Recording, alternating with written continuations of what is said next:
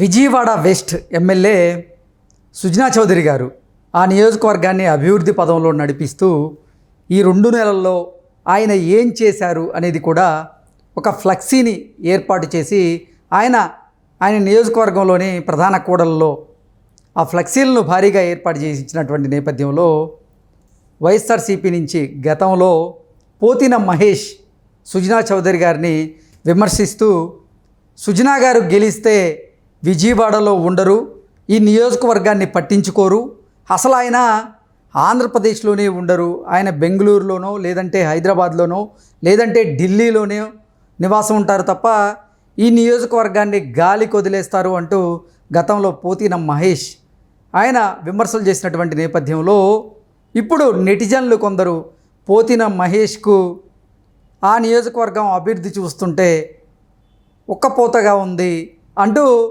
కొందరు వారి అభిప్రాయాన్ని వ్యక్తం చేస్తున్నటువంటి నేపథ్యంలో ఈ అంశం మీద మనం విశ్లేషణ చేసుకునేటువంటి ప్రయత్నం చేద్దాం. ప్రస్తుతం మనతో పాటు ఉన్నారు ప్రముఖ రాజకీయ విశ్లేషకులు, ప్రముఖ సీనియర్ జర్నలిస్ట్ దుర్గా వడ్లమణి గారు. వారితో మాట్లాడదాం.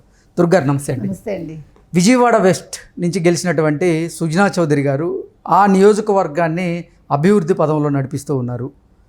ఆయన సుజనా ఫౌండేషన్ నుంచి ఆ నియోజకవర్గంలో కొన్ని కార్యక్రమాలు చేస్తూనే అక్కడ ఉన్నటువంటి వారికి ఉపాధి కలిగేలాగా కొన్ని పనులు చేస్తూ ఉన్నారు. అలాగే ఆ నియోజకవర్గాన్ని అభివృద్ధి చేస్తూ ఈ 2 నెలల్లో ఆయన చేసినటువంటి అభివృద్ధిని ఒక ఫ్లెక్సీల రూపంలో ప్రధాన కూడలలో కూడా ఆయన ఏర్పాటు చేశారు. ఈ నేపథ్యంలోనే ఆ ఫ్లెక్సీ చూస్తుంటే పోతిన మహేష్కి ఒక్కపోత ఆగడం లేదు అనేటువంటి కమెంట్స్ పెడుతూ ఉన్నారు కొంతమంది నెటిజన్లు. దీన్ని ఎలా చూడాలి? మీరు చెప్పినట్టుగా ఈయన విజయవాడ వెస్ట్ నుంచి గెలిచారు బీజేపీ తరఫున.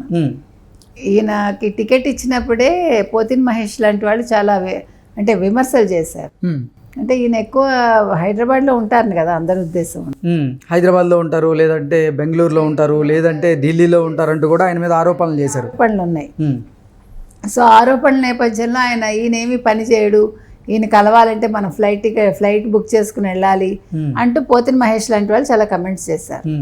దానికి సమాధానంగా ఈయన జూన్ 5 నుంచి జూలై 5 వరకు ఈ నెలలో తను చేసిన అభివృద్ధి కార్యక్రమాలు ఏంటి ఫ్లెక్సీల రూపంలో ఆయన ప్రజలకు అందజేశారు. ముఖ్యంగా ప్రతిపక్షమైన వైసీపీకి, ముఖ్యంగా పోతిన్ మహేష్కి మింగుడు పడ్డం లేదు. దాంతో ఆయనకు ఉక్కపోస్తోందని అంటున్నారు. ఇకపోతే 5వ తారీఖు తర్వాత జూలై 5 తర్వాత ఏం చేశారో మళ్ళీ ఈ ఆగస్టు 5 వరకు అది కూడా ఆయన జూన్ 5 నుంచి జూలై 5 వరకు ఏం చేశారనేది ఒక ఫ్లెక్సీ ఏర్పాటు చేసి అందరికీ తెలిసేలా చేశారు. తర్వాత జూలై 5 నుంచి ఆగస్టు 5వ తేదీ వరకు ఆ నియోజకవర్గంలో ఎటువంటి అభివృద్ధి కార్యక్రమాలు చేశారు, ఆయన ఫౌండేషన్ ద్వారా ఎటువంటి కార్యక్రమాలు చేశారనేది కూడా ఆ ఫ్లెక్సీలో క్లియర్గా పొందుపరచడం జరిగింది. ఈ నేపథ్యంలోనే ఆ ఫ్లెక్సీలు ఇప్పుడు వైఎస్ఆర్సీపీ నేతలకు అలాగే పోతిన మహేష్కు మింగుడు పడడం లేదు అనేటువంటి వార్తలు వస్తూ ఉన్నాయి. కమెంట్లు కూడా నెటిజన్లు ఆ రకంగానే పెడుతూ ఉన్నారు. వాటిని ఎలా చూడాలి? అంతే కదండి. ఇప్పుడు చేశాను అన్నదానికి ఆయన తార్కాణం ఇచ్చేసారు. అక్కడ ఇచ్చేసి అంతటితో ఆగారు అన్నీ. అంటే ఇప్పుడు చేసేయటమే కాకుండా ఆ చేసిన దాని ఫ్లెక్సీల రూపంలో ప్రజలు ఇగో ఈ నెల రోజుల్లో ఇవి చేశాను, ఈ నెల రోజుల్లో ఇవి చేశాను, సో మీరు నన్ను ఎన్నుకున్నందుకు మీరు బాధపడక్కర్లేదు, నా వంతు ప్రయత్నాలు నేను చేస్తున్నాను, నా వంతు కృషి నేను చేస్తున్నాను, నా పరిధిలో ఏముందో చేస్తున్నానని నేను చూపిస్తున్నాను. అంటే రానున్న రోజుల్లో కూడా నియోజకవర్గంలోనే ఉంటాను, నియోజకవర్గ అభివృద్ధికి కట్టుబడి ఉంటాను, నియోజకవర్గాన్ని ఎట్టి పరిస్థితుల్లో గాలికి వదిలేయను అనేటువంటి సంకేతాలు ప్రజల్లోకి అలాగే వైకాపా నాయకుల్లోకి కూడా తీసుకువెళ్ళేందుకే ఈ ఫ్లెక్సీలను ఏర్పాటు చేశారా సుజనా చౌదరి గారు? అంటే ఏం చెప్తారు? అంతే అండి, కరెక్ట్. ఇప్పుడు ఎవరైతే ఆయన విమర్శించారో ముఖ్యంగా వాళ్ళ కోసం, ఆ తర్వాత మీరు చెప్పిన ప్రజల కోసం, ఇద్దరి కోసం ఆయన ఫ్లెక్సీలు పెట్టారు. చూడండి 2 నెలల్లో నేను ఇంత చేయగలిగాను, మీరు అంటే మీ నమ్మకం వమ్ము కాలేదు, నెంబర్ 1. నెంబర్ 2, ఈ నెల 10వ తారీఖు నుంచి జాబ్ మేళా కూడా పెడుతున్నారు. ఉదయం 10 నుంచి సాయంకాలం 6 వరకు ఏదో వివిధ కంపెనీలతో సుజనా ఫౌండేషన్ అనేది ఆయనకు ఉంది. దాని తరఫున అన్ని కంపెనీలను ఆహ్వానించి వాటి మీద జాబ్ మేళా పెట్టి యువతకి అంటే ఎలాంటి ఉపాధి దొరుకుతుందో చెప్పడం కోసం ఆ పని కూడా చేస్తున్నారు ఆయన. సో సుజనా చౌదరి మీద ఇంతకాలం ఆరోపణలు చేసిన వైసీపీ ఎవరైతే ఉన్నారో, ఎవరు పోతిన మహేష్ వైసీపీకి చెందిన ఆయన, ఇప్పుడు మరి ఆయన సమాధానం చెప్పాలి ఆయన అన్న మాటలకి. ఎందుకంటే ఊరికే ఎలక్షన్ టైంలో అనేసి అది అలా తప్పు కదండి. ఇప్పుడు మనకి విషయం తెలియకుండా మనం మాట్లాడకూడదు, విషయం తెలిసాక మాట్లాడాలి. అసలు ఆయన నెగ్గాక ఆయన నియోజకవర్గంలో ఉంటారా ఉండరా, ఒకవేళ పని చేస్తారా చెయ్యరా అని చూసుకున్నాక ఈయన వేస్ట్, ఈయన ఏం చేయలేదు అంటే బాగుంటుంది. లేదు ఇప్పుడు చేశారు కాబట్టి ఇంకా నోరు మూసుకుని ఉండాలి. తొందరపడ్డాడు ఆయన. అది సుజనా చౌదరి గారిని కలవడం చాలా కష్టము, ఆయన ఎవరిని కలవరు అంటూ కూడా గతంలో పోతిన మహేష్ ఆయన కొన్ని విమర్శలు చేసినటువంటి నేపథ్యంలో ఇప్పుడు పోతిన మహేష్ గారు ఈ ఫ్లెక్సీలకు కానీ ఆయన చేస్తున్నటువంటి అభివృద్ధికి కానీ అలాగే ఆయన తీసుకొస్తున్నటువంటి కంపెనీల జాబ్ మేళాలకు కానీ ఏం సమాధానం చెప్తాడంటే ఏం చెప్తారు? అసలు అంటే విమర్శలు చేయటం ఎంత తేలిక, నిజంగా పనిచేస్తే మీరు ఏం సమాధానం ఇస్తారు అని పోతిన మహేష్ని మనం అడగాలి.